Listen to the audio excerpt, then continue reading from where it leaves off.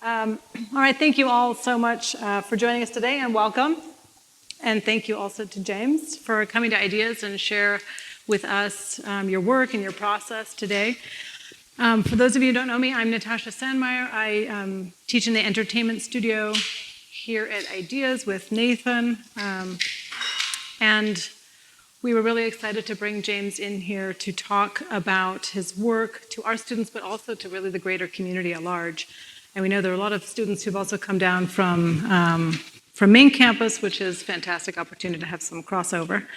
And we do have a lot of new guests joining us this evening, both in person and online. So I just want to tell you a little bit about, because I've also already fielded a few questions on what this building is. And so the Ideas program was started about 9 years ago, and it effectively is a kind of 1 year or 10-month program that's a deep dive into a set of different kind of, I guess, forms of technology and media that all allow students opportunities for these kind of, I think, really focused explorations into thinking about where and how we as architects develop agency across all kinds of different forms of media, art practice, and different forms of kind of technology. And so our building this year hosts about 4 different studios, exploring topics like, in our case, world design and storytelling through film in the entertainment studio, machine learning as a way to think about cyber-physical design of cities and environments in the technology studio, forms of material and urban design to resist fire in the urban strategy studio, and exploring kind of multimodal movement systems leading into the 2028 Olympics with the Arrival studio. And so students in each of the studios work then on those topics all year, and we bring in guests and collaborators to really connect with us and to allow students the opportunity to connect outward to people and practices in Los Angeles. And tonight is one of those, I think, really great moments. So enough about us. We are here for James, who I'm super pleased to be introducing tonight. And he's designed, I think, some of the most interesting worlds that we see in film today. And I think particularly in a room filled with many architects and designers, I'm really looking forward to hearing about his experience and processes designing those worlds for film, TV, and print. And I think just speaking to this room really quickly, I think the reality for most of us in the room is that as architects, we are also world builders, although of a very different kind, often working with very different kinds of scripts. Every now and then a kind of vision statement or manifesto, but often the scripts that we might work with are square footage requirements, site conditions, as opposed to, I think, the kind of more dynamic scripts that James might work with. But I think within the constraints of building making, we also as architects have the power to shape experience and the lives of the people who work, live, and love in or within the walls of an architecture. Excuse me. You know, architecture really is one of the oldest storytelling mediums of the world. The very first cave paintings were painted on the walls of a world, of a space. And we've always been using those walls and rooms to tell stories. And even if the medium has changed and evolved and might now in our studio be Cinema 4D and Unreal Engine, I think those technologies really do simply amplify the kinds of things that we've always really done. We draw the present, we speculate on the futures, we world build, we design environments, imagine cultures, and tell those stories through really visual media. And so I invited James to talk about his work today because he has designed some of the most interesting worlds and environments that we see in film. And from the Batman released only last month to Requiem for a Dream, which came out in 2020, James studied fine art at CalArts, just up the road, with a focus on sculpture and large-scale installation artworks. He spent his early career in New York, where he began his work in film as a carpenter. And he started in production design in music videos and independent films before working on Requiem for a Dream and then later The Fountain with director Darren Aronofsky, alongside many other films. I think ever since about 2012, James has been working on fairly massive blockbusters like The Avengers, followed by Dawn of the Planet of the Apes, War for the Planet of the Apes. He was the production designer for The Lion King that was released in 2019, where he also experimented with the kind of present and future of filmmaking. It was the first film shot entirely in VR. And as you know, he was the production designer for The Batman, which is still in theaters right now. And if you haven't seen it, now is the weekend, now's the time. Alongside his amazing film credits, he's also done really beautiful working commercials in print that are absolutely amazing. Commercial for Med Men, one of my favorites with director Spike Jonze in 2019. Both mind-bending and super beautiful. So the kind of range of work is kind of awe-inspiring. And so before I carry on too much further, everybody please join me in welcoming James to the podium.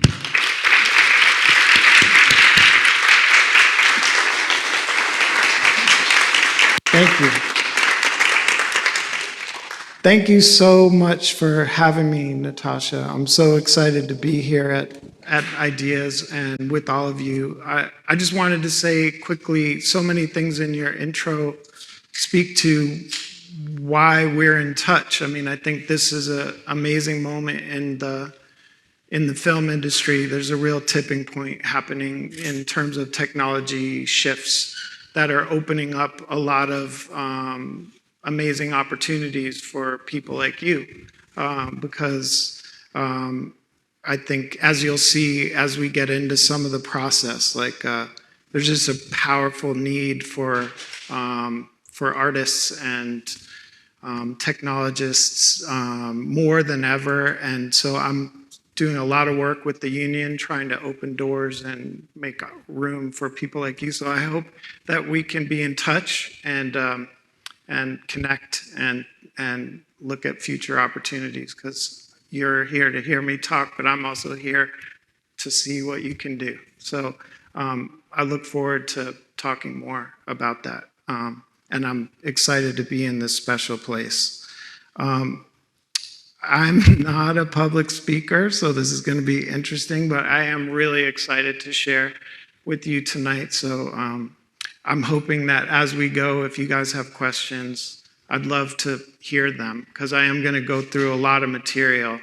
I'm going to basically take you through 4 films that I've done and talk a bit about the conceptual framework and process, and try and blend it all together with workflow and all of that. So if I start meandering, or if you have a question, just shout it out. I'd love to, hear it. So me, I'll talk just a little bit about my history. I grew up in New York. And was really on a path towards being an artist, fine artist. That was my thing. Sculpture, I went to Cal Arts, and I was excited about building large installation work, light, temporal-based pieces. I had an interesting time there as I was diving into the world of being an artist. I realized how sort of isolating it can be. It's you and your idea. And anyway, I made this big installation, and it was a time-based piece that sort of changed. And the goal of the operation was to slow time. And I had this big critique in the post-studio class with Michael Asher, and we went to this epic battle about I was saying, no, I really am, I'm slowing time. And he was it was a big debate. And I was banging my head against the wall. And at the end of it, he was like, I think you might be interested in entertainment. And that was supposed to be a huge diss. I was yeah. So, but I actually thought about that and realized that the things that I wanted out of the art world weren't there for me.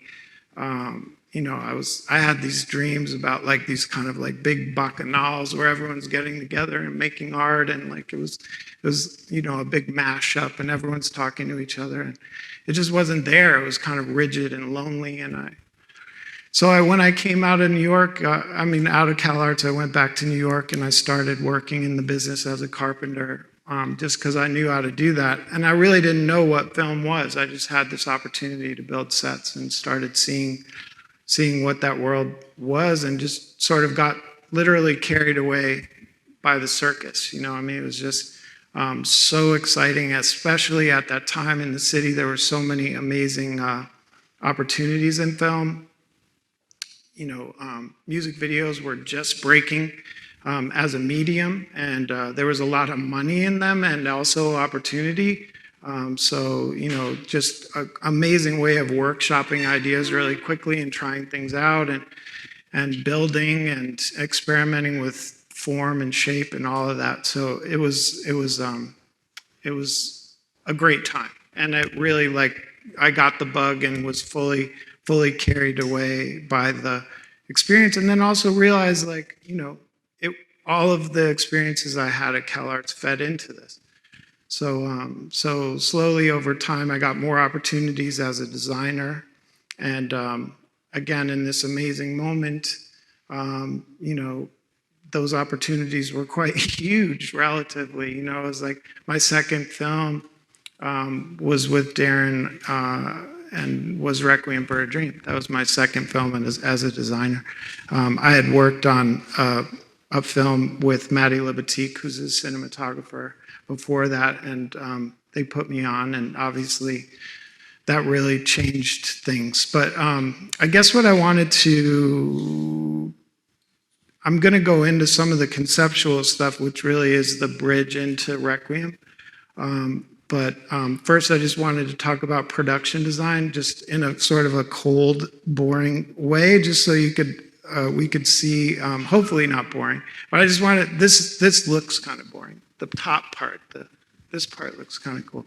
But I just wanted to point out, basically the responsibilities of a production designer, what they do. So I think it starts obviously with the script. I'm hired by a director to come in, or actually before I'm hired, we have a general meeting. They send me the script. I read the script. I sort of break it down. I look at what if it strikes me and if I have a take, and then I'll pitch a concept of an overall design to the director. Hopefully that goes well and we're off to the races. But then immediately it goes into a very practical and logistical side of things, where we start thinking about where we're going to make the film, how much it's going to cost. Budget is a huge part of it. So it's this beautiful balance in my mind of these really extreme creative ideas, and then being incredibly grounded. Every moment you're being pulled on by the budget and the needs of the production. And I think a good production designer can balance both things. And very similar to architecture in that way, although I feel for architects in that I worry that they have the creative part, which happens, and then there's a lot of the balancing, the budget and the logistics. So then come in and build the team. That team covers set designers, illustrators, the art department in general, set decoration, props, construction department, picture cars, and special effects. So those are the keys on my keyboard.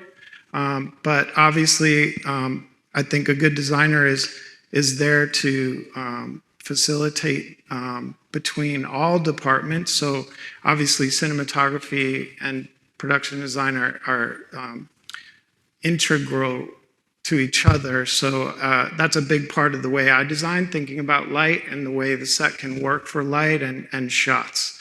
I would say any good set born of a script is basically born of a shot or a thought or a line, something in the script that will help you shape the overall set. So that's kind of the overview. And this is a picture of me. This is a picture of me on the Dawn for the Planet of the Apes set. And I think it was I found it as I was going through some things, and I thought it was it was really good. That's Matt Reeves, the director, and that is Andy Serkis, the actor. And that's some of my team and the assistant director. And I thought I would just point out the fact that, like, basically I am the bridge for the whole production to the world. So we build the world, and then I actually have to take these people into the world and introduce them to the way the world works and how they're going to move through the world and where they're going to put their cart and where the light goes and where lunch is. And all those things are things that I have to think about around and then also, obviously, the most fun and exciting part is the world itself and how they're going to fit into that. So I think, I love this picture because this was a big moment for me. This was a huge build, and it was so fun to bring them into that world. So this is the last boring slide, I promise. So timeline of a project. I just wanted to say, I think it's helpful just to see how it rolls. So I'm the first one in. It's just me and the director. And that's really an amazing time where we can work together, especially Matt Reeves and I have done 3 movies in a row together where he's writing and I'm designing and there's no one else around. And so the script's being born while the design is breaking. And so he'll say, I'm thinking about this, and we can kick ideas back and forth. And it's just so much fun and such a peaceful, exciting time. Research is a big part of that.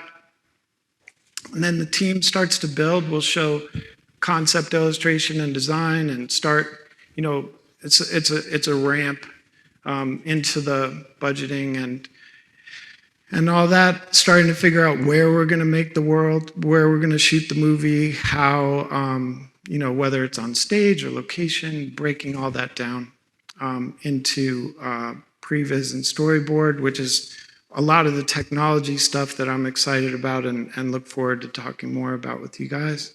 Then we start building, shooting, obviously, and then post. So I just thought it would be helpful for you to see that shape, because a lot of what I'm going to talk about tonight is sort of the prep, which for me is the most exciting thing. It's like in that first bit, in the calm before the storm, is really where the flame is lit. And I think as a designer, it's my responsibility to hold on to those embers and carry them safely through all of these steps to the end. And make sure that the director, I feel like it's my responsibility to shepherd his or her vision through all of those steps and make sure, because, there's just constant sort of onslaught of people that are trying to make it smaller, make it less, change it there. Couldn't we do this?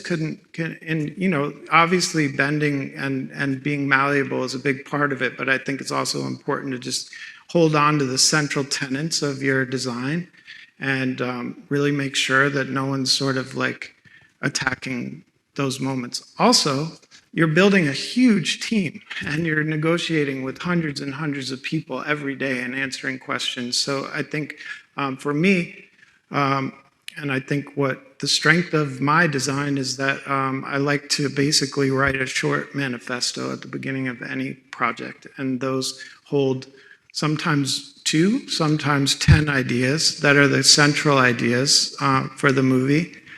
And I use those to help me when you're on the 35th question in the last 30 minutes. How it keeps you straight. So I thought it'd be fun to help maybe as an entry point for you guys to see how I came up with some of those ideas and then how they play out through various films. So Requiem for a Dream, 1997 or 8, I guess, 98. I came in to meet. They sent me the script. I found it very dark. But I really needed a job, so I was like, well, I guess I'll look at this a little harder. So I was breaking it down, and I don't know if you've seen it, but basically, it's the arc of 3 different characters. One of the characters played by Ellen Burstyn. Her name is Sarah Goldfarb, And she is sort of progressively sliding into madness throughout the film. And there's a moment where she's basically trying to fit into this red dress that she wore with her husband, and it was sort of like this incredibly nostalgic moment for her. She wanted to fit in this red dress and go on this TV show. And a lot of other things happen in the movie, but that was the key for me in terms of an access point for the design. I felt like I realized I could sort of enhance the hallucinatory moment when she puts on the red dress if we eliminated the color red from the rest of the picture entirely. And on a low-budget movie, that's really hard because you're shooting in locations, and I mean, it's a storm of stuff, but I was young and naive, and I thought it was a great idea. So I went in, and I told him that, and he was like, yeah, that's a good idea, man, but do you have any visuals or anything? So I'd never pitched. So I went home, and I put a pitch together, and I came back, and it went well, and we were off to the races.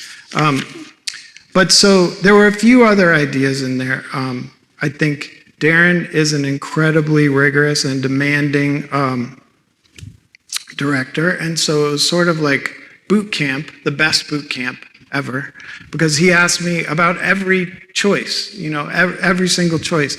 So part of that was also that not only did we eliminate the color red, but we had incredibly minimal set dressing. So every piece that we put on the set, we had discussions about, long discussions, and understanding why we put those pieces there, which was enlightening to me and incredible and great training. And then the last sort of design element was that the film is broken up in seasons. So you'll notice that there's like a progression in the palette. But so we start in sort of a warmer tone. This is Sarah. So this is her apartment. This was a build, and this was a big, exciting moment for me. This is my first union build on stage. But you'll start to see the palette.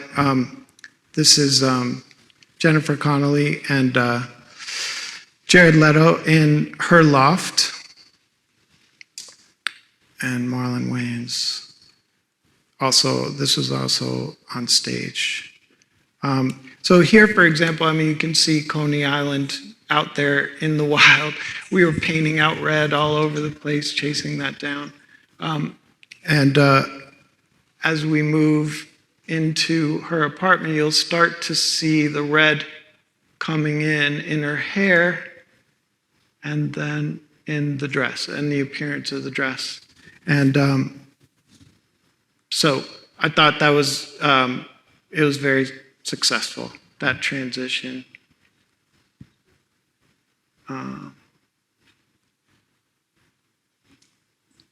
And worked.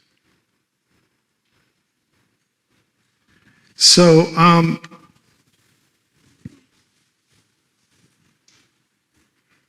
trying to figure out, I've been anticipating this moment, how the timing was going to go, but that was one. That's Requiem for a Dream. So we did it. We did it. All right. So coming off of that, we came into the fountain. And the fountain was originally conceived as this huge, $200 million movie, and was sort of out of my reach. And so I saw Darren go sailing away, but then it sort of came back in a version as a smaller film that we made in Montreal. And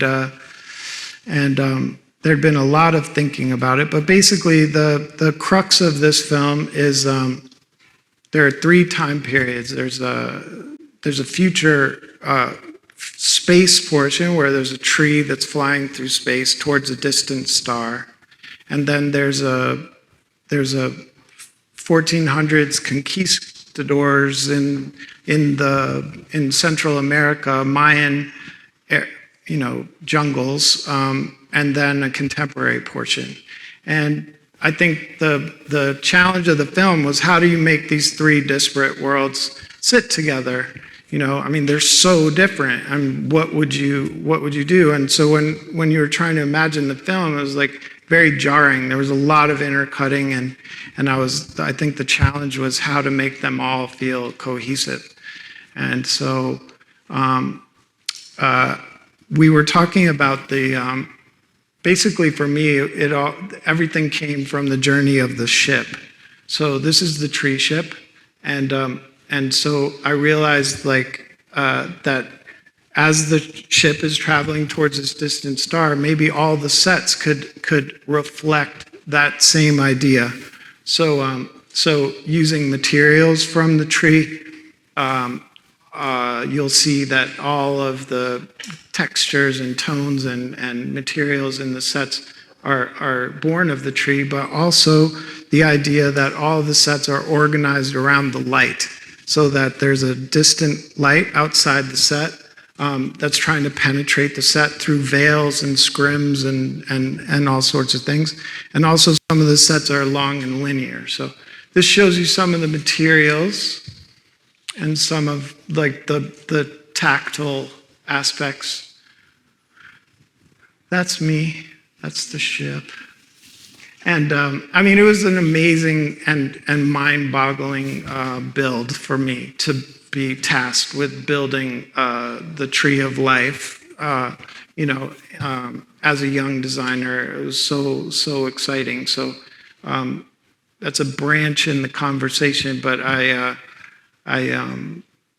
this is part of what I was trying to explain about trying to juggle all of these things. So we're trying to protect the idea and also execute. So this is the Queen's chamber. And again, you'll see, it was a linear path towards the Queen, and the Queen being the light in this case. And so you can see the obvious sort of references for the space travel. But so tracking shots moving towards the Queen. And then you'll see some repeated forms. But basically, again, we were trying to use the tones and textures from the ship to help generate. This is just some process on the build. And again, the importance of the light. So this symbol, and this is really from Darren, obviously, diving into that. But here, this is the priest's chamber. This is in the 1400s again, and you'll see, again, a central light and dotted space around that. And again, a light that's trying to penetrate the space. And then there are three repeated travel. He's traveling towards the castle. You'll see again. And here again, just trying to do layers and veils with light behind. And this is Mayan ball court, long, narrow space with there is a light at the top. So again, just trying to pick up those repeated forms. And the ascent. And then so this was some very early map painting. So and some practical effects we were playing with. We actually had rigs that were letting flowers grow out of the ground. We were trying as much as possible to avoid CG. A lot of the space stuff was generated by a photographer named Peter Parks, who shot in a thimble. So it was amazing early stuff. Here's the contemporary portion. Again, you can see the rock and the filtered light sort of washing in, color, emulating the light of the star. So doing everything we could to make those things blend. This again, sort of emulating the path and showing filtered light coming in. And this is Rachel Weisz on her deathbed, which you'll see was reflecting the Queen's Chamber design as well. And I just think this, for me, when I finished this movie, I was really like, well, I can do anything else now because I'm done. I mean, I was so proud of what we did, and felt like, I feel still to this day, feel like it's like one of the most cohesive pieces of design working with cinematography that I've ever been involved in, you know, and this was especially exciting for me. Darren was, I mean, he's always at the peak of his powers, but he was especially peaking at this moment in terms of his preparation. I mean, I think we were all just so excited and focused, you know. It was like, you know, we were all quite young and just, we gave it everything we had. So that's the ship and the journey. You said you wanted questions. Yeah. Oh, I feel really weird asking one in the middle of this. I love it. So many of the images. I mean, you talk about the central light, but they're also, in every shot, there are all of these other multiple points of light throughout. And I'm wondering is that also part of the stars, or is there some kind of way was there some thinking in looking at the multiple points of lights as well to connect? I mean, this is sort of, he is moving towards the star, and this is sort of the key moment. This is when he's about to be swallowed by the star. So ultimately, I just ruined the end for you, but that's what happened. But he's moving towards the star, and so we were, you know, again, very simply, it was a single light at the center of the set, and then smaller lights surrounding it, trying to emulate that space. Yeah. Could you tell us about how you built the tree? Yeah, I'd love to. The question is, how did I build the tree? Let's see, I think there's one. I mean, the tree is an absolute Frankenstein. We were in Quebec, and so we went out. I was quite adamant that we didn't want to sculpt too much because those textures are really tough to emulate, and so we knew we wanted to use real textures as much as we could. So we found a lake that had an incredible amount of driftwood, and so we pulled a ton of real stuff, which is what most of those roots are. And then the central piece was modeled, actually a physical model, and then we scanned that and built the framework. And then sculptors pulled skins from real bark trees, so they would go out and cast trees and mold and cast them and bring them back. And then, so it really is a true Frankenstein. Lots of different techniques went into that.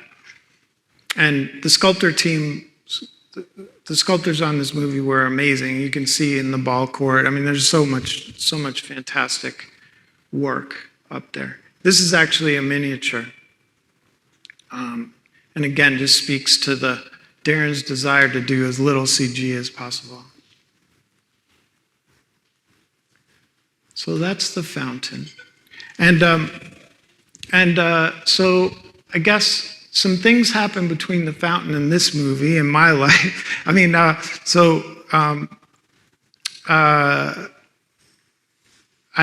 think the jump into bigger budget stuff was quite startling to me and a bit terrifying.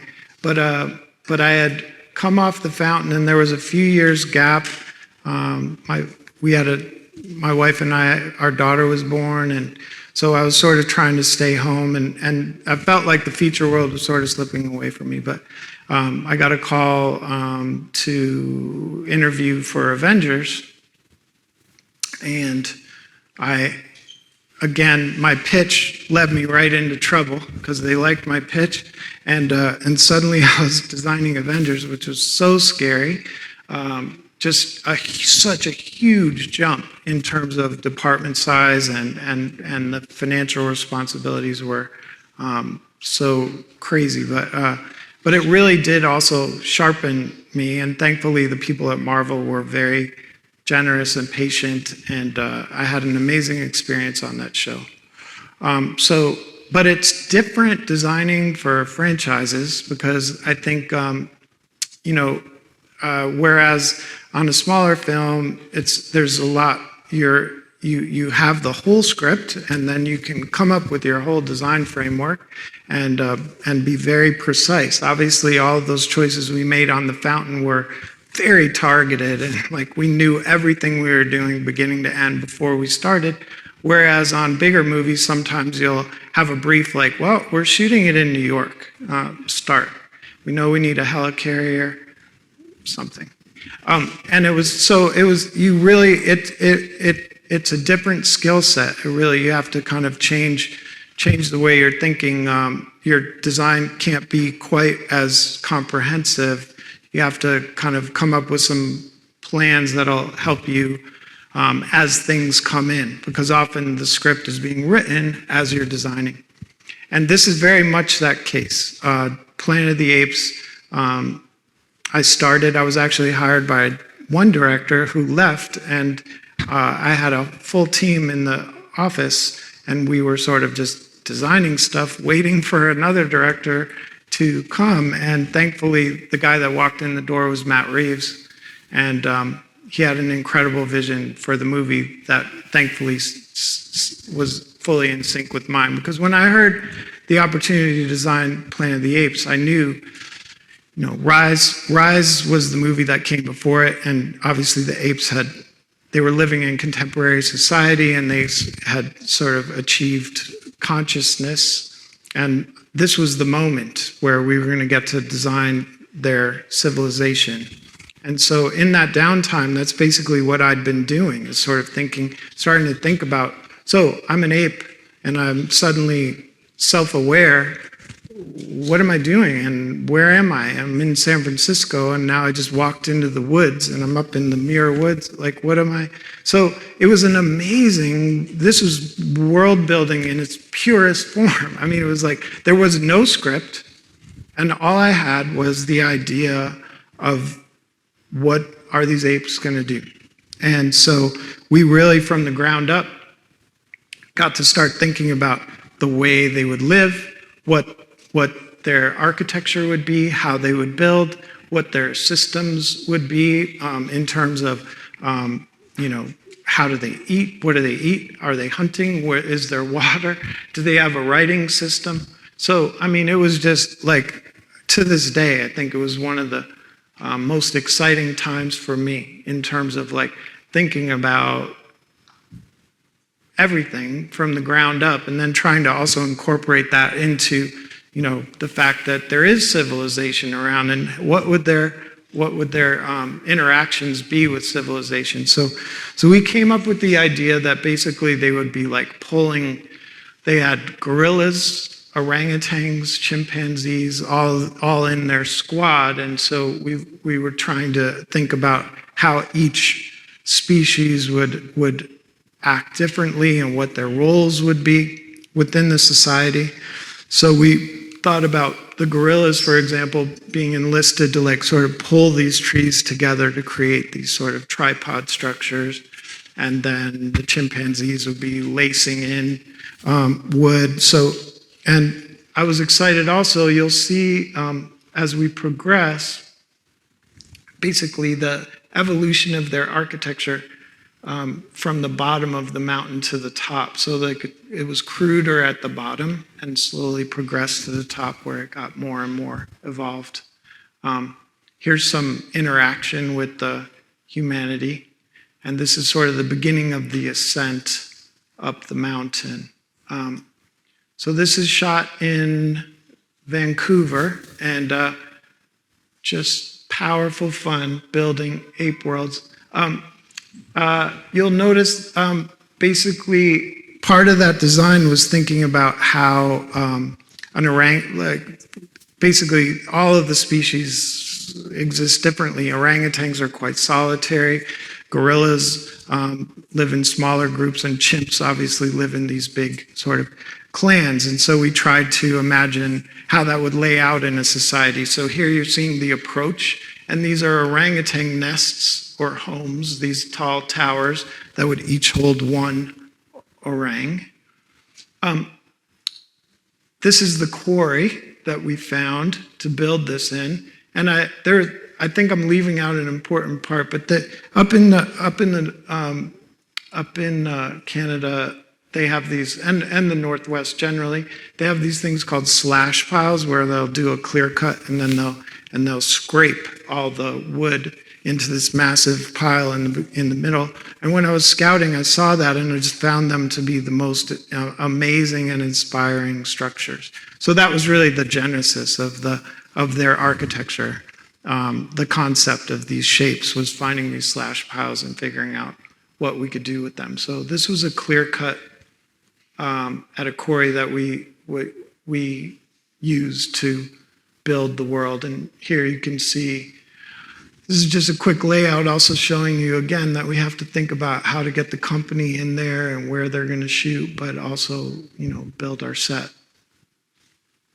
This is one of the orang nests and drawing of said nest. And here just shows you some of the detail that went into it. I mean, it's just mind-boggling how much work goes into all these sets, but especially some of these. It was just so much fun developing these things. So massive scale, using real timber. We really just built it as you would. I mean, obviously we had chains and things and machinery, but basically we tried, it was pretty method. So that's kind of a before and after, showing some of the structures. Again, the idea that the gorillas would be the sentinels down here in this sort of alleyway that led in. So here's one. And sort of moving through this world, there's an amazing moment where one of the humans has to make the ascent up to the top of the mountain into the center of the apes world. And so it was basically like a walk of shame. We were so excited about kind of the building this very tight passageway for where he would just be feeling the pressure and the intimidation of the apes are sort of all blasting away at him. And you're seeing, this was maybe 2014. So I mean, everything you see, like there's 3D. 3D is sort of the starting point. I like to wireframe all the sets in 3D first, but so anything the illustrators are painting on, there's some basis for scale, basically, is what's important for me. So these amazing paintings, there's a center in there at least, so that we know how to build it. This is a digital extension on a practical build. So the tree was built up about halfway up the trunk. And we did build the top of the tree, but this was on stage. So this is Caesar's house. And for me, this was exciting where you see those slash piles at the bottom. This is sort of the pinnacle of ape architecture. And this is a physical model showing the build of the courtyard. And this is basically where the main clan lived.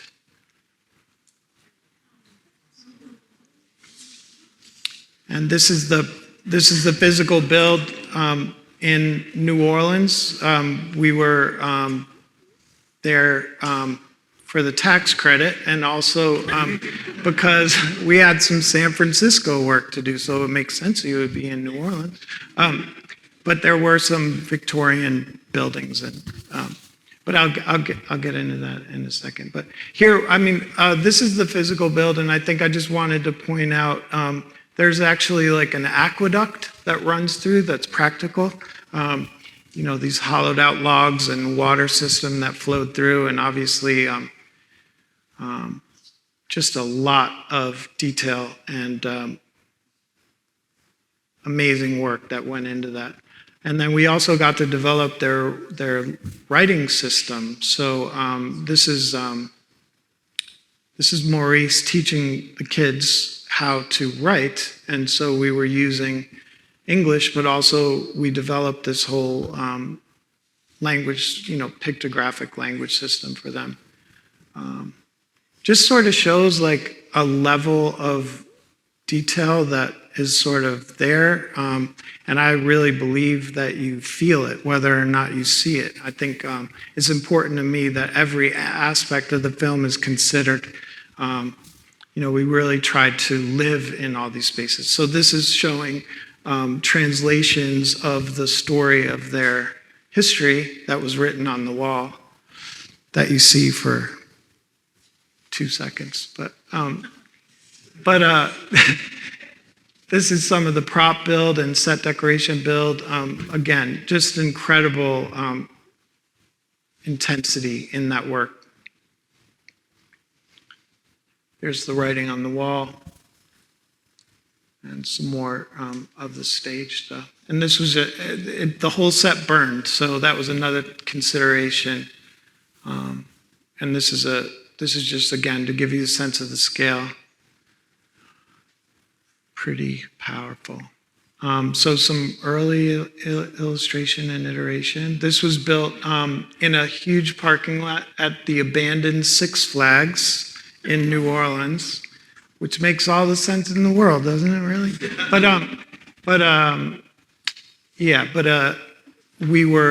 We had stages nearby, and obviously we could lay out here.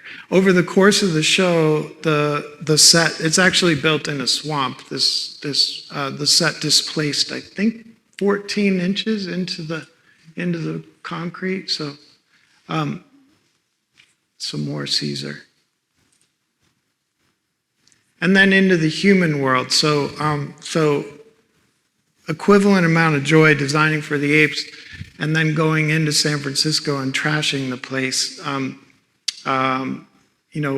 Again, there's a lot of thought going into the idea of the pandemic and what that would look like in a city, and how they would have, the city's frozen, right? Everyone's gone. But it was our responsibility as visual storytellers to help them sort of to explain the history of the pandemic and what would have happened. So here you're seeing like a checkpoint. This is on Stockton Street in San Francisco.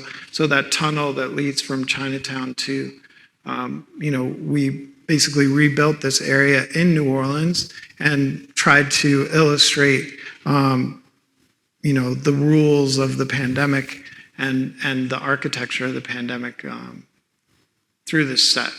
So here the apes are entering the city, moving through these checkpoints, and you'll see like the history of what happened again, equivalent to their sort of runes and pictograms. We're telling the story through graffiti and paste ups and sort of like the carnage and conflict that the humans went through. And this is the idea that there was in the film. The idea is the humans have sort of holed up in a colony in the center of San Francisco. Most of the city's abandoned, and so this is California Street leading down to towards the ferry terminal, and just obviously an incredible location. We knew we could only go to San Francisco for a short period of time. Tough city to shoot in, and no tax break. So with this in mind, and the narrative, this is in that early phase of production design when I'm just dreaming quietly. It was like, how are we going to pull this off? I knew we couldn't shoot in San Francisco, so started Google mapping all the cities in America, trying to figure out, and came upon this part, this intersection in New Orleans that was in sort of a part of town that felt like we might have a shot at actually taking it over. So that's where we built the human colony, and that's actually what led us to New Orleans in the first place. Is we called this the government of, the city hall there and said, "We'd like to bring our film to your city, but will you let us take over this intersection for 3 months?" And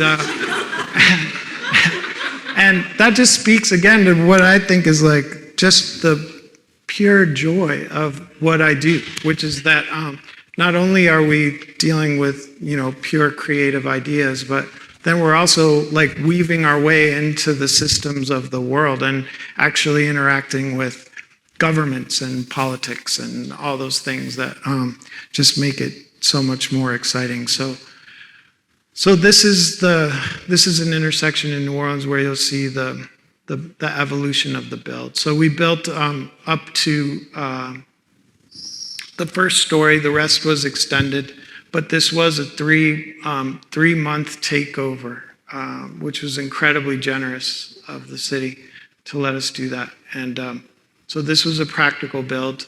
This is the exterior of the human colony.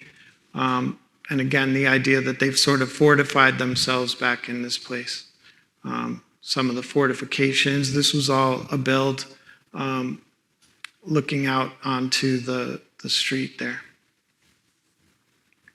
And this is illustration over 3D. And this is between, at this point, Google Earth and 3D, it really was amazing in terms of allowing us to sort of plan shots with the light and the way the sun would work on sets at that point. And then this is some amazing illustration helping me explain that idea to the team.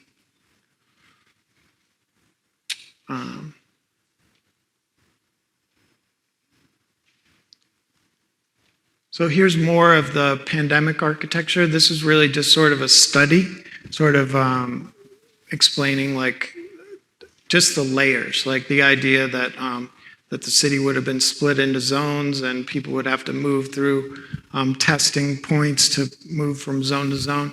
Kind of spooky the way that worked out. But this was really just sort of a sampler platter that showed you sort of the way of the world. And that's a production still.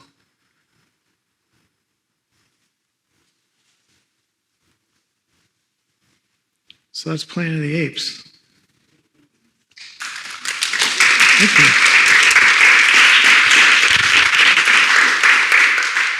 And this is a little movie called Batman. So there are a lot of slides in here. I'm really excited about this movie. So at a certain point, you guys might have to drag me away or something. But I'm gonna do my best. So this is my third film with Matt Reeves, and we had an amazing shorthand at this point, and I was privileged to be brought in very early in his writing process, and it was a terrifying and thrilling challenge to figure out how we would penetrate this world, because I mean, so many Batman movies came before, and they were all so inspiring and exciting to me that we were really challenged to figure out new space. And thankfully, I work with an amazing director who was very excited about a particular take on Bruce Wayne and the idea that Bruce Wayne, as a character, had sort of turned his back on Wayne Industries and the riches that he had, and was this sort of single-minded vigilante figure. And so with that knowledge, we started playing with forms and ideas, and I think due to the practicalities and the needs of the film, we started with the car, because every Batman movie has a Batmobile, and it felt like an interesting key into the design, and what would that car be, and how would it be different than other cars, and so with the conception that Matt brought to Bruce and his character, we started looking at cars, and we realized we really wanted it to be a car, that we didn't want it to be a tank that was built by Wayne Industries or anything too far out or cartoony. I think, we were coming from a place of truth and grounded, step by step, building our character up.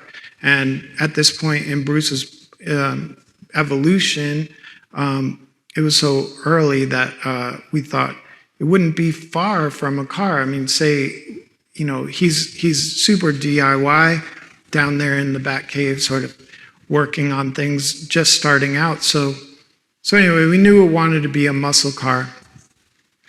And I'll get into more of that later, but that was sort of like the way in for me and Matt, was to look at that. So we knew that he was going to be a self-made guy. So what would that mean for where he lived, for example? And it always really bugged me that Batman was like, he would come into the city and fight crime and then go back to the suburbs and in his mansion. And so thankfully, this conception allowed us to say, well, what if he was right there in the middle of the city? What if he was in Wayne Tower, and Wayne Tower could sit there as this crumbling relic, that represented the power of his family and that faded glory. And he's right there in the center of the city. And then what would that mean for the Batcave? Is there a cave under this skyscraper? And I had heard this story in New York, under the Waldorf Astoria. There's supposedly like a secret train station, that there's a train, I think it's called like track 23, where the president, they keep a train for the president in case he's in town and there's some terrible event and he has to scoot out of town. And I always thought that was such a romantic idea. So I was like, well, what if it was a train station? What if the Waynes had a secret train station under the town? So that was sort of the central pillar. We knew he was going to build it himself. We knew he was in the town, and then we started spinning out from there. So this image, why it's first, this is no set in particular, although it was sort of imagining itself as the entrance to Wayne Tower. And it was an exploration in ornament and the idea of Gothic ornament, but also the ornament of decay. So when we started extrapolating that out into the city and what that would mean for the design of the city, Gotham being this corrupt place, if it was supposed to be somewhere between New York and Pittsburgh, like New York looks pretty good right now and Pittsburgh's looking okay, what's wrong with Gotham? And so we loved the idea that we would reflect the corruption of the city and the skyline of the city, and also use decay as a piece of ornament, whereas like some of the designs that I love so much, like Anton Furst's Batman Gotham for Tim Burton, it's super over the top. Just incredible ornament, and skyline is so iconic. And I knew that we wanted to get there, but how would we do it? Because not every building can be Gothic, in a real world. So we were playing with the idea that you saw all these like rusted, failed skyscraper constructions, different moments in time where Gotham had tried and failed and tried and failed and tried and failed. So it peppered the skyline with all these amazing shapes and profiles, and also obviously then decay and patina on top of that. So that was sort of the center, and this is a very early image showing Bruce outside of the tower, an amazing painting, and was so inspiring to the team and Matt as we started to work. So so I guess I should quickly say then we started looking about where we should shoot. We knew we needed an American city, but we also knew we were headed to England to build Um, so, um, so this is a location in Chicago, actually, moving towards Wayne Tower. But so here's some of Wayne Tower. Again, on the idea of Bruce being this sort of recluse, we were playing with Hearst Castle. Matt was very inspired by Hearst Castle, and looking at Hearst Castle, it was an amazing release for me, design-wise, when you see like this incredible pastiche of different ornament, and you realize like there are no rules. It's the 20s in America, and people are just going nuts with plaster and movie palaces and all that vernacular. So it really released me as a designer to make something that felt like true to the period, but also allowed us to play with all these amazing anthropomorphic shapes and bones and spooky stuff. So much fun putting that together. So these are some views of Wayne Tower. And that elevator obviously leads us down to the cave.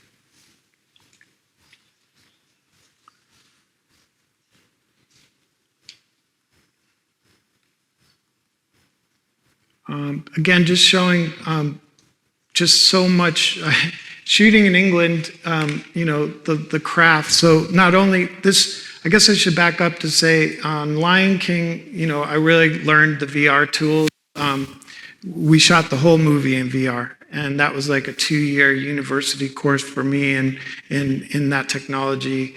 And we were so excited to bring it to Matt on the Batman. And so this was the first movie where we had built all the sets digitally, and Matt was in them storyboarding along with Greg Fraser, shooting on real lenses, shooting sequences, animating, all in Unreal.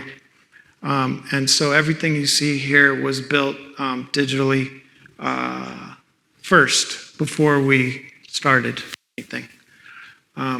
So this is an early conception of the Batcave.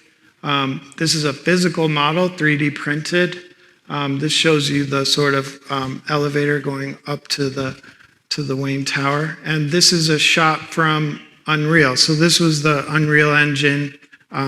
This shows you, we were designing like those lamps, for example. Those are assets that we designed and built, brought them in, working with the DP, lighting the sets. And again, Matt moving through and assessing everything and making sure things were working for him before we built. And then this shows you the extent of the build. We built the first level up to that point. Some pencil as well. This is not a great example, but I just want to point out the fact how critical pencil still is to our process, especially when you're dealing with ornament. So it's just an amazing. I think the point of that for me is just, it's like all these different tools are so important, and it's such a fun part of my job to be able to integrate all these different voices into the overall flow. So that's some pencil. Amazing work. So again, just in terms of the character build, it felt like this is a moment where you see the technology in Gotham, which is rough. Nothing really works so well, and so everything has to be built rugged and strong, and power systems are failing like crazy. So it goes back to that set of rules that I was talking about. Like, what is Batman's workstation look like, and how do we get there? And I think that every choice you see in there, there's a police scanner, and I was just excited about the idea that the tech was very physical. A lot of like terminal and code. The idea that Bruce would be building his own systems. Really seeing the edges on everything. And so this is a set. This was the mayor's house. This shows a set build on stage. And then, again, just reflecting the fact that this was all started in 3D and wireframe. And then there's some amazing ornament in here that was done by some very talented pencil set designers as well. And then incredible plaster team over there. So there's a lot of analog and then this like high level of digital.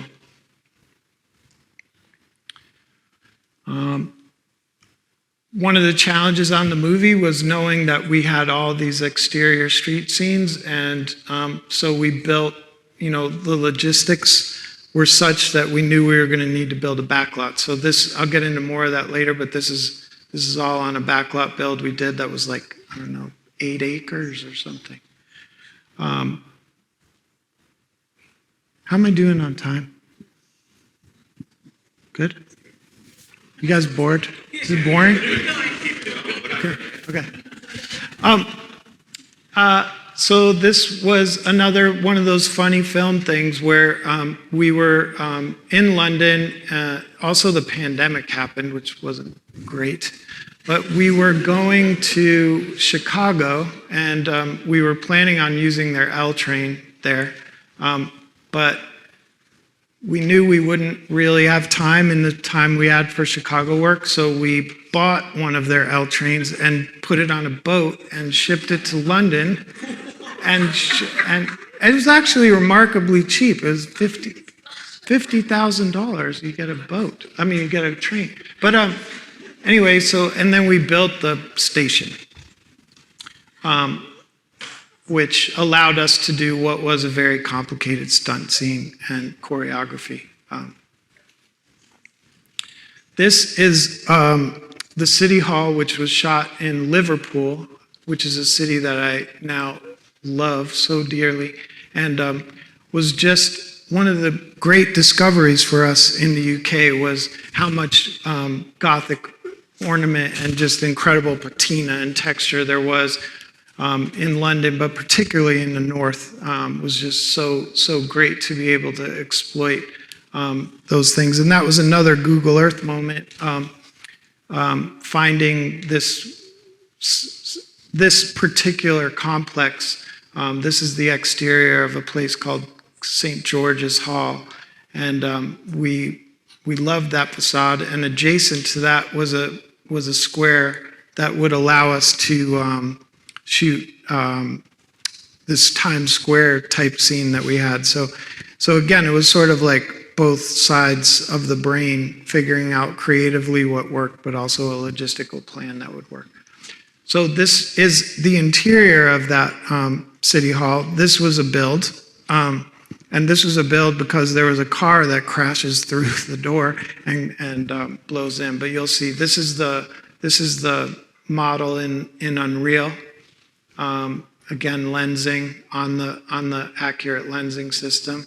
This shows the extent of the build, and then Greg's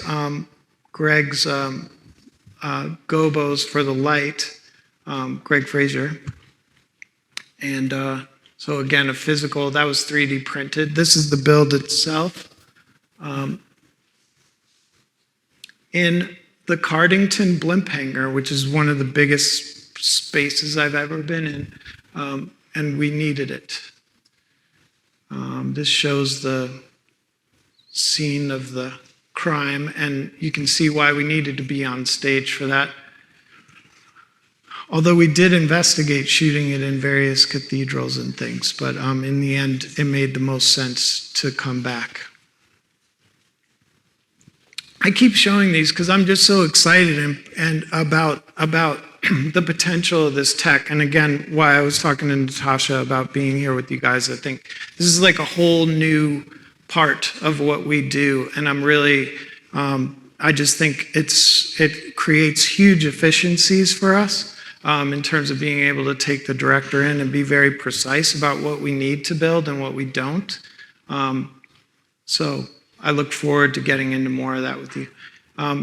These are some of the murals. Again, just showing you sort of the range of amazing artists that I get to work with. These were some murals we developed based on the Garden of Earthly Delights, but we Gothamized them.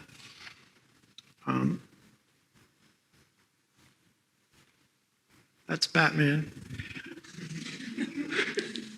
And this is taking you through some of the sort of the gritty, again, lots of puzzles here. This was actually on a location that's stitched to another set. And so it's just an example of some serendipity where, we installed this wall, and that morgue table actually goes through a door. And it was just a beautiful little piece of architecture that let us get the scene done. So sometimes you're building a huge city hall, and sometimes you're puzzling a little set into a closet, basically. And this I'm excited to share with you. So going in, Greg Frazier, our amazing DP, had spent a lot of time on Mandalorian, breaking that the ILM stagecraft technology, and we knew coming in that he was going to want to use the LED volume, and this set seemed like the perfect opportunity. This was, obviously the bat signal up high, and we knew we needed a consistent level of light, and how would we ever do that? I think Greg's choice always would be to shoot in the natural environment in the correct light. We had long scenes that took place at at dawn and dusk, and that's an impossible thing on a shooting schedule. So how would we get that done? So we built this.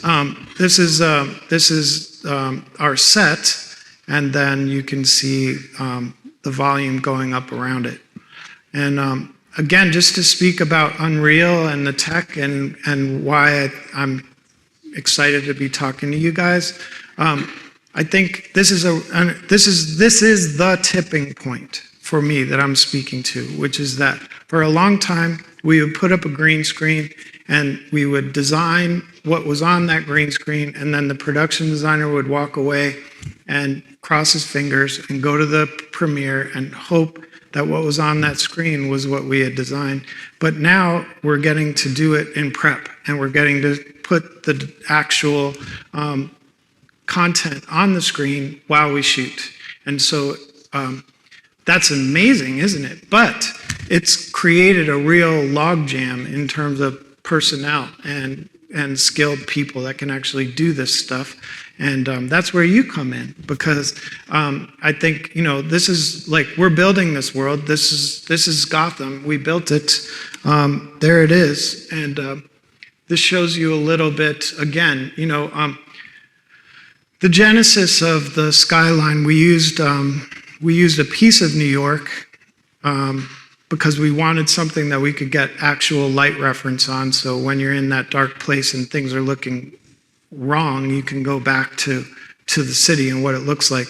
But this shows you on evolution. This is the Unreal rough model, and this is a paint over. So this is an illustrator painting on that rough model, leading the team in terms of what that design would be. This is that illustration with the set imposed, and then this is the set, which is really dark, sorry. But it looks amazing, but not in this frame. But anyway, the content there, that shows you the stepping that we did. So here's another one. This is the city, and then us kind of rough blocking it, and then paint overs on the city, imposing the set.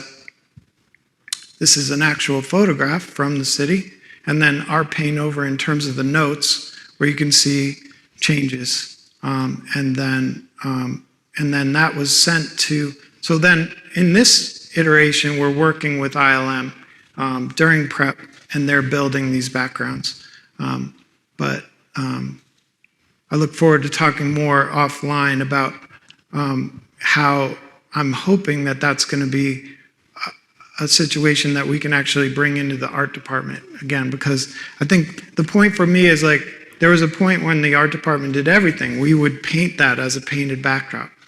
And then when the green screen came in, and the big computers, we couldn't afford those. So the companies that had the big computers, like ILM and Digital Domain, would take that work away from us. But I think now we're all knowing that we can build these environments ourselves on our little computers to a large degree. I think we still need ILM and the amazing technology that they've created in terms of tracking and actually running the screens, and then also texturing and lighting. I mean, no one can beat the level of sophistication that they bring to that. But I think as a designer, I'm desperate always for control in many ways. And I think, I know that we built a lot of that ourselves, and I'd like to build all of that, going forward. I'd like to go from that model to, the full model. But to do that, we need team. And again, that's why we're here. One of the elements of Gotham was this seawall. So, going back to concept, it was an amazing thing to try and integrate a city that's surrounded by a seawall naturally into a city design without it feeling weird. This is the actual Backlot Build, you could see. So this was the build. So that elevated train section and the anchorage of this bridge. And then we situated the seawall at the end of that set so that it would sort of sink in over the course of the movie, and you would understand, it's natural, there's a seawall there, of course.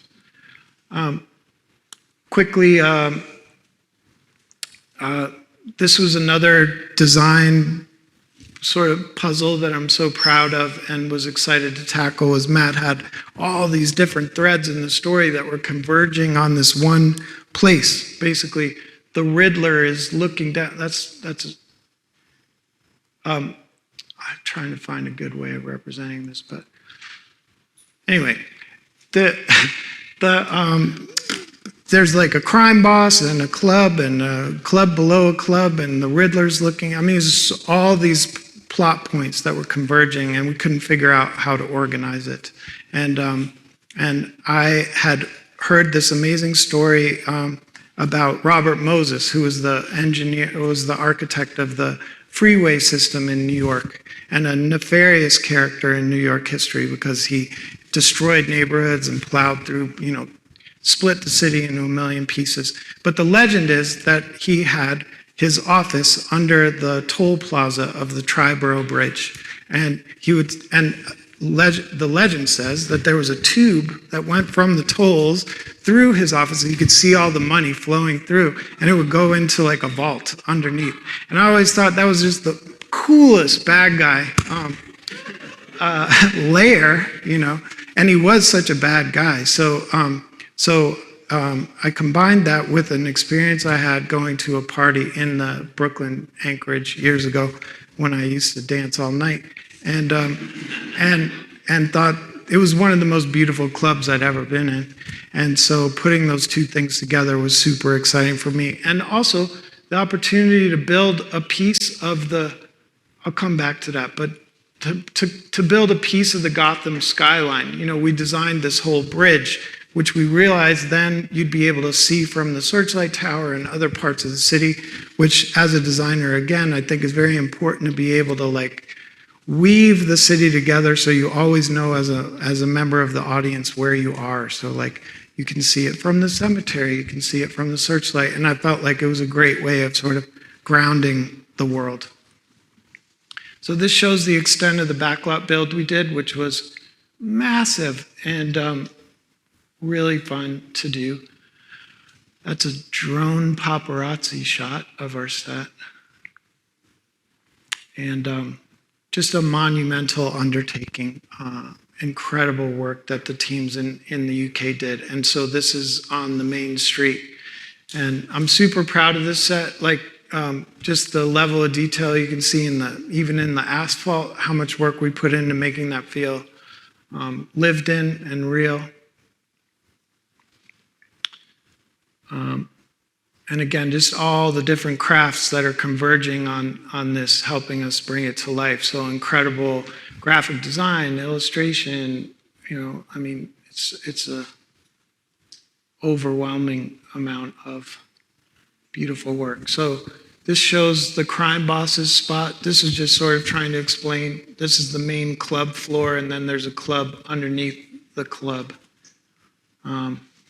The elevated train supported like one of the most insane special effects rain rigs you've ever seen, just pumping billions of gallons of water out.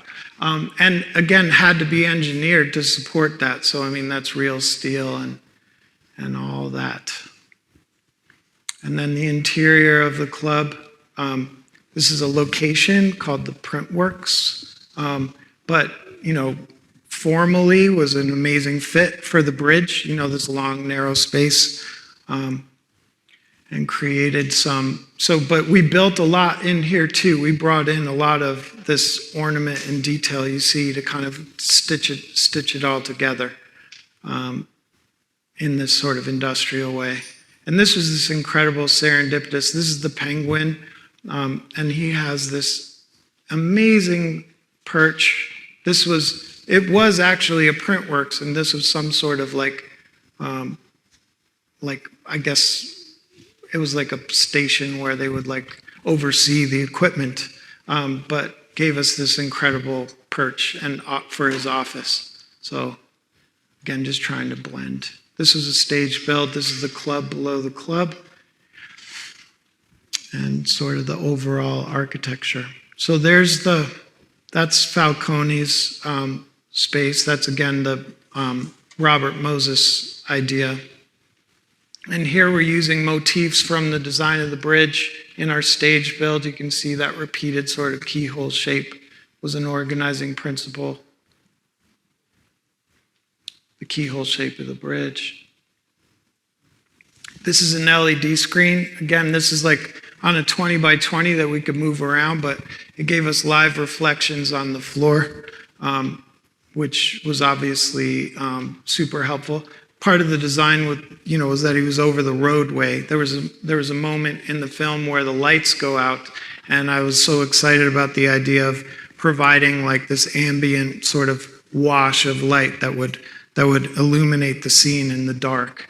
And so positioning it over the roadway gave us that opportunity. And again, that's sort of going back to that one line in the script that can birth a set.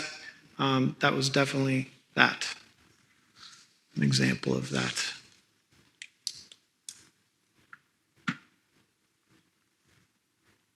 And this is Catwoman's spot, Selena Kyle's spot. And again, this is showing you a piece of Unreal and the final build. And you can see just the precision that tool gives us is unbelievable. There's a tracking shot that's integral to this set where Selena comes in and she moves into the apartment. She has a conversation with her roommate and then moves out and jumps out the window and down to her motorcycle below. That was a tracking shot. And without that tool, I don't know how we would have achieved it, because we tried various lenses and we were moving things around live to the lens blocking the whole thing, and then we basically built the set around the shot.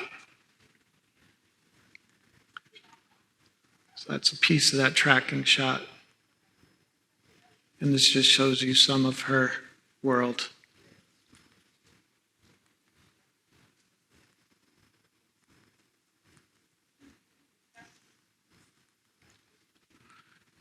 Getting to the car. Here it is.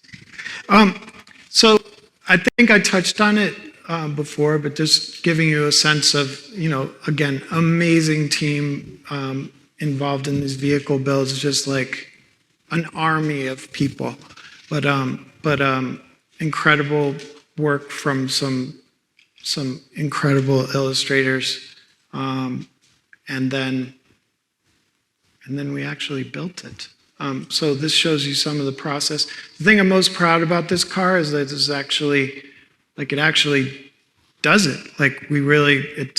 We put it through its paces. It did all the stunts we demanded of it, and performed like crazy, which is a huge achievement. Yeah, just so proud of the way it worked out.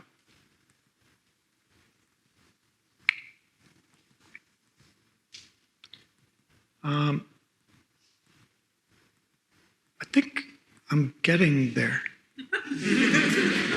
Oh, the Riddlers. Okay, so again, just like an amazing, like this, this is something you kind of move through in the movie, but basically this is the villain's, lair. And throughout the movie, he committed all these crimes, and you're basically seeing it's like a museum to his madness. And the amount of detail. So we basically tried to recreate the process for every crime he committed. And so you see these various sort of labs throughout his house, like where he's building the neck bomb and all these things. And just sort of deep dives on how to get that done. So just simply his handwriting and doing a casting on what would this man's handwriting look like and how do we express his manic nature in that handwriting. And then obviously layers and layers of intense work where, we tried to allow the actors as well as the audience to move through the space and sort of experience and unpack the crime as they went.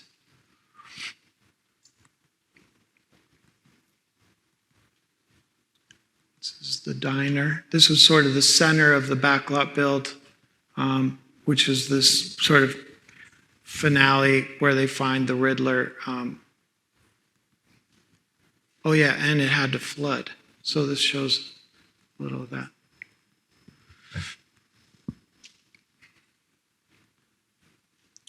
And then big scene in an arena. This bit is shot again on the LED volume. This is a plate of Chicago with a paint over. And then this is the end of the movie at the cemetery, again showing just what I think is such a cool combination of English plaster teams, this incredible tradition that goes back hundreds of years, and then butted up right against these shiny LED screens, which is sort of where we find ourselves today at this amazing intersection of technology and design. That's it.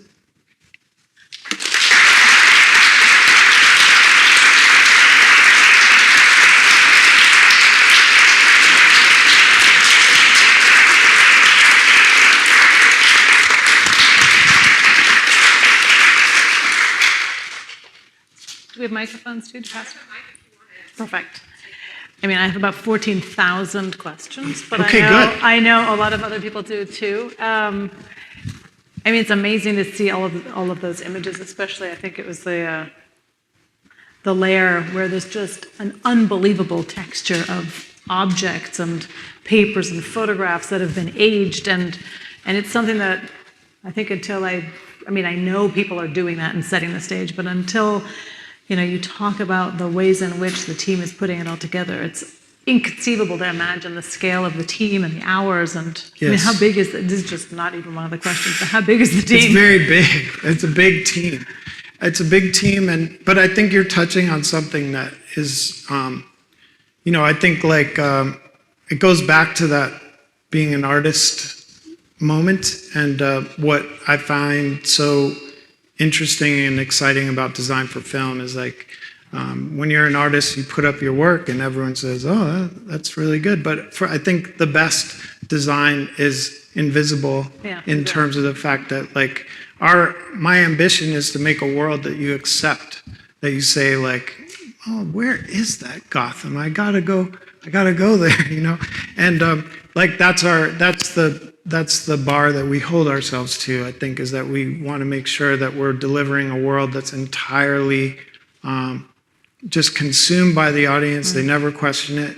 they never wonder those things, like who made that? Like, of course the Riddler made all that stuff. He just did. So that's what we were trying to do. No, that was just really phenomenal.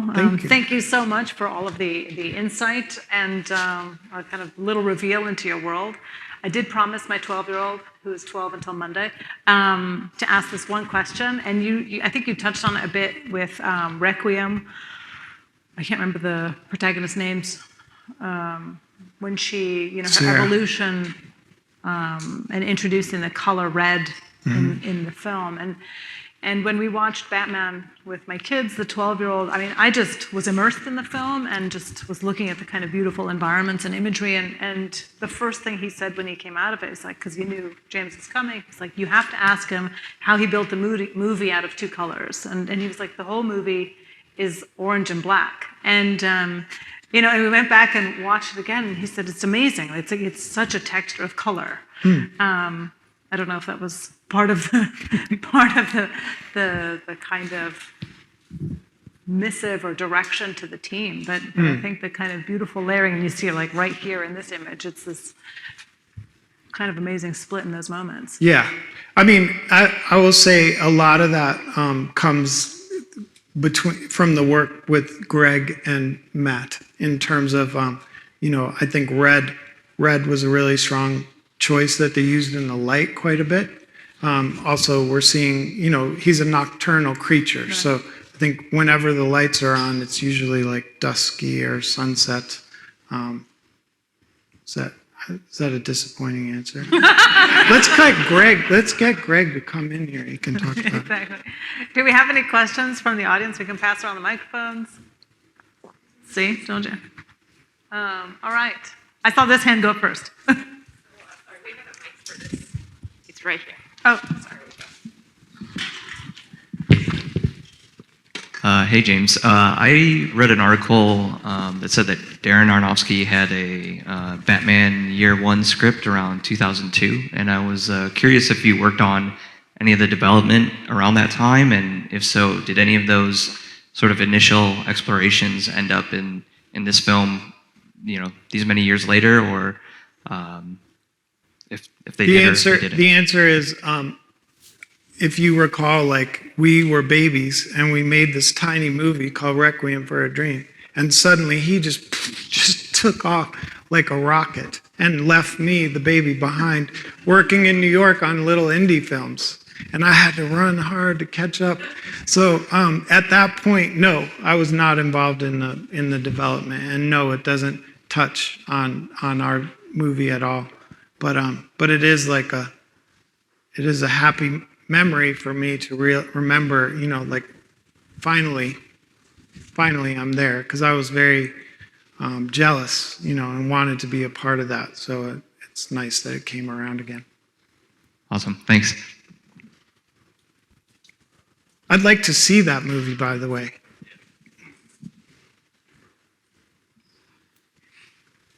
Hey, thanks for the treasure box of knowledge that you just shared with us, and super inspiring. I have two questions. First one being, how do you pick a location to go and shoot? For example, for Batman, you said you went to London and you're trying to imitate American cities. Mm-hmm. One would imagine, why not go to an American city to do that? Sure. I mean, the answer is, as I said, they're like two sides to the brain, right?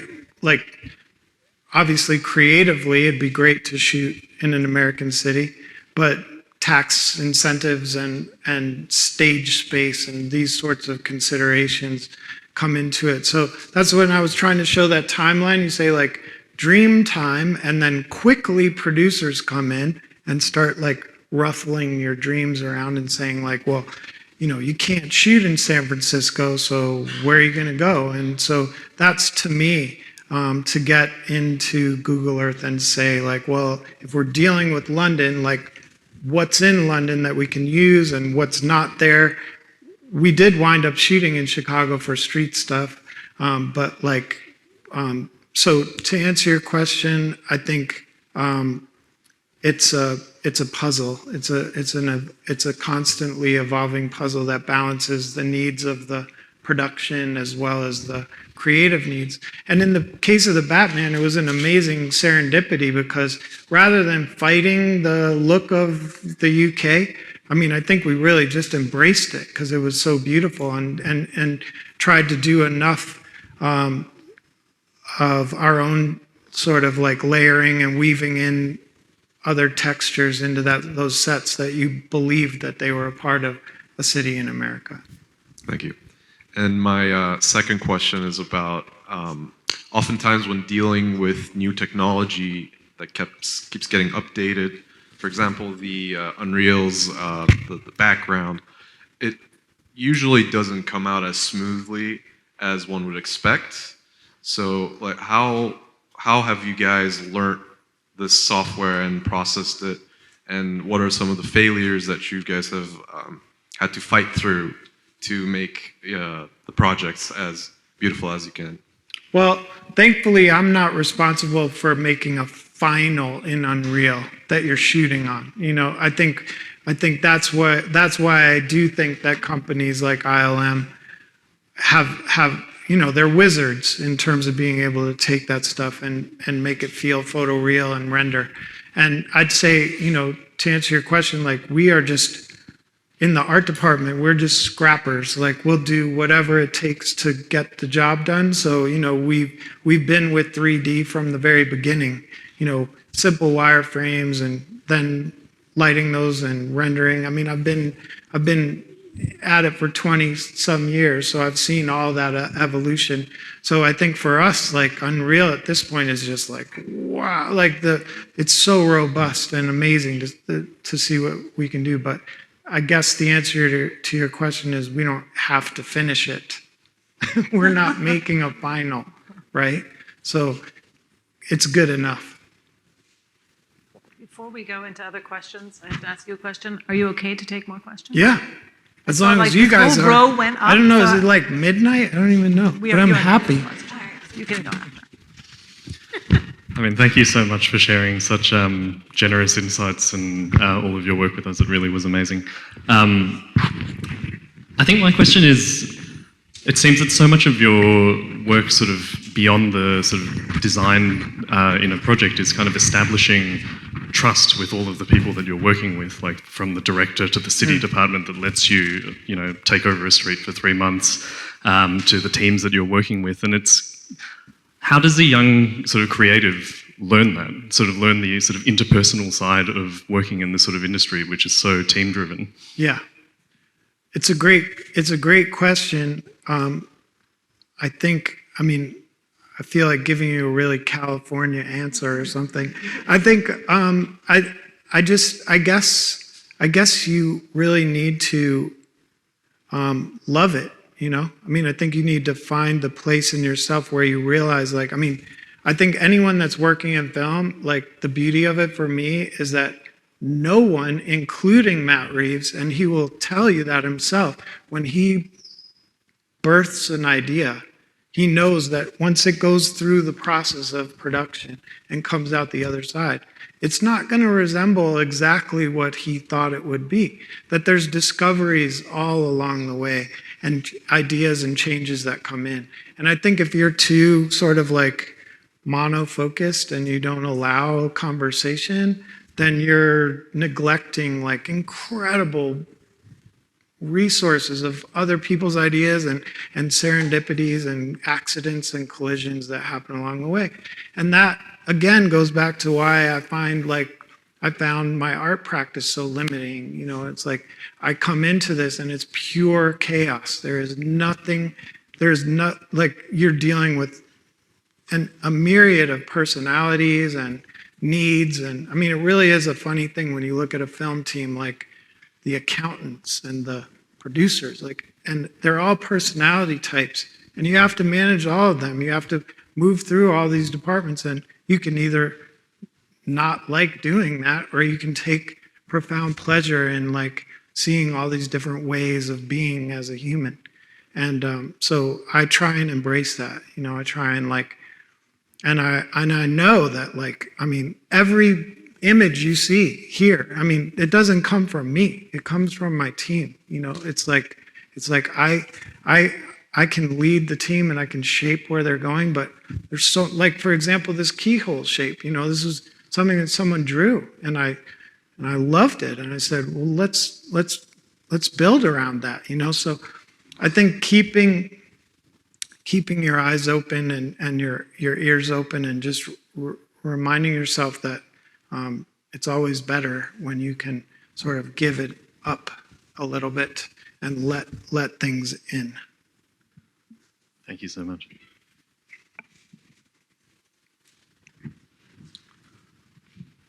Hi, James. I am from Entertainment Studio, and thank you for your sharing. It's very inspiring and encouraging, and a lot. So I remember you said that in one of your work, it's the fountain.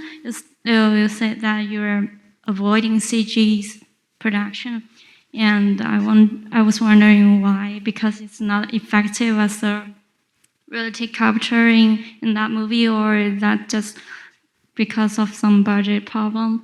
No, it was definitely, it was about the time that we were making it.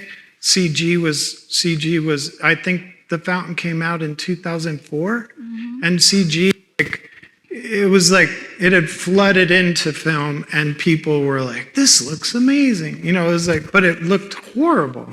And so we realized that it would date your film really badly if it was poorly executed. So I think that was really Darren's wisdom in not being seduced by the tools that were available to him, and trusting his eye and saying, I will never achieve space backgrounds that are as deep and rich as what Peter Parks can make in this thimble. And that sort of choice really, that was all coming from him and his suspicion of the tools. They've evolved a lot, but I think it's still the same. I think we all are, I think wherever possible, it's an amazing tool. It just needs to be used carefully and precisely. Thank you.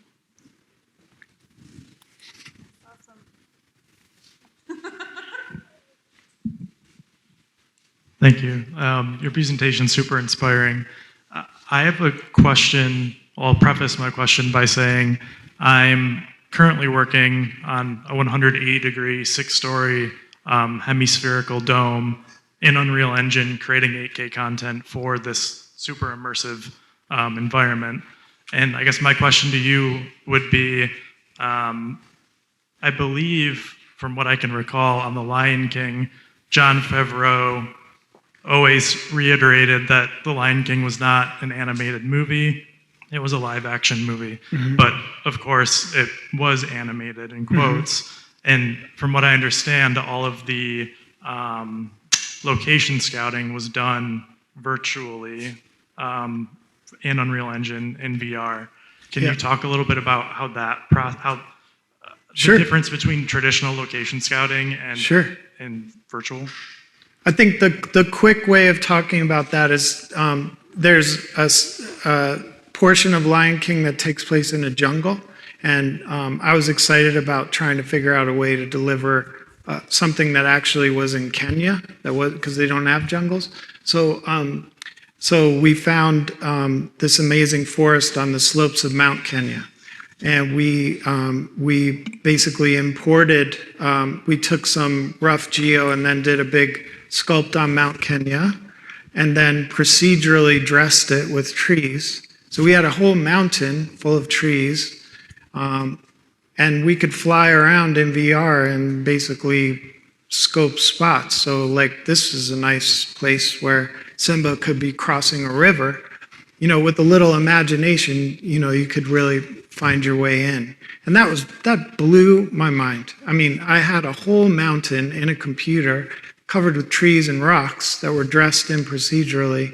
And I knew that at that moment, because that's a ton of acreage. I mean, it was miles and miles of flying around that I could do in the computer. That was just so wild, So, and to answer your question, yes, we shot everything in VR. So we scouted we would isolate areas, we would break those areas out of the set, up-res them, and then shoot them on stage. The animators would build the characters in and animate them in virtual space, and then Caleb Deschanel, who was shooting, was moving a camera in VR, capturing that stuff. And I think in the end, it is an animated movie. I mean, because the animators did incredible work and they built every frame. But the goal was to capture it in a way that felt like live action. And I think he achieved that goal in the fact that you feel the camera's weight and you feel the movement of the camera in a traditional way. Whereas if you're operating in pure CG space, the camera's untethered and you make bad choices. Hi, James. Hi. Hi. It's fine. Thank you for sharing such an amazing work. So my question is, you were talking about pitch. So when you pitch something and you get a script and you read it, like I assume that script is pretty long, how do you particularly choose, like how do you show your visuals? Is it like striking movements or like an overview? Because I assume that it takes too much things to think about. The ideology is full of environments and camera and settings. How do you particularly pick to pitch something? Well, I mean, I think unfortunately, it's a cop-out answer to say it's different every time. But I think I think if you engage with a script, then there's something in the script that is talking to you. And so I think you have to look at, why do I like the script? What is it about the script that's inspiring to me? And then figure out how to share that idea with the director, who will love hearing that you're inspired by their ideas. You know, I mean, that's really the thing. So I think, they also want a collaborator. They want someone that's going to come in with a strong take and amplify what they're doing. So I think, I think it's really just what part is speaking to you and build from there. Thank you.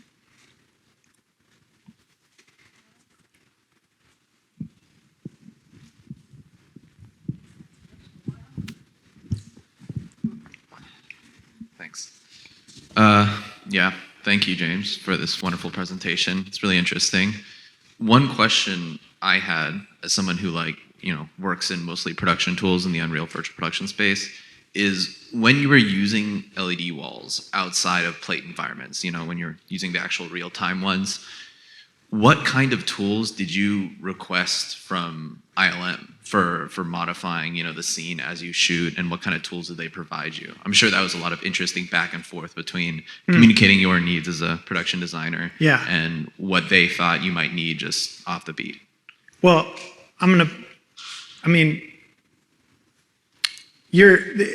just going to say Greg Fraser. That's the tool you need because, he's a wizard and sort of built, along with ILM. They were breaking tools on Mandalorian all the time.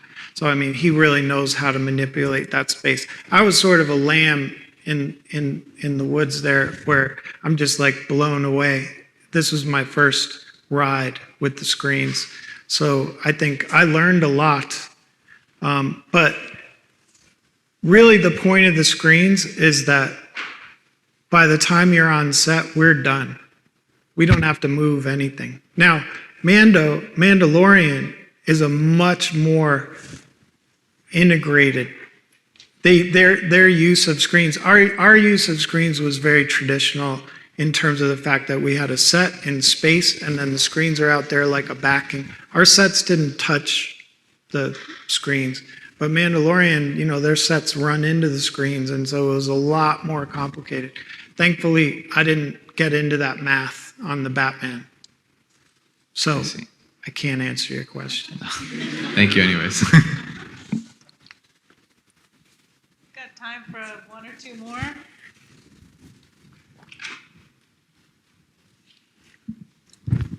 Hi, James. Thank you for a very insightful presentation. My question is, clearly a lot of work and time is put into designing and planning these builds and sets for these movies. So just how does it feel when, at the end of shooting, you have to tear these down? Like, how does it make you feel? I mean, honestly, it's one of the pleasures, to me. It's like, because you kind of, I mean, it's very decadent. It's the most decadent thing ever because it's just a huge amount of resource and time. But it reminds you of the fact that that the film is the document, and we're grateful that our work lives forever in film, and it has no place in the physical world. It's all about the celluloid space, So, and I really believe that. I mean, there are times when it hurts. I mean, that backlot, seeing them tearing it down was tough. But I also am just so proud of what we got on screen that, it's always going to be there.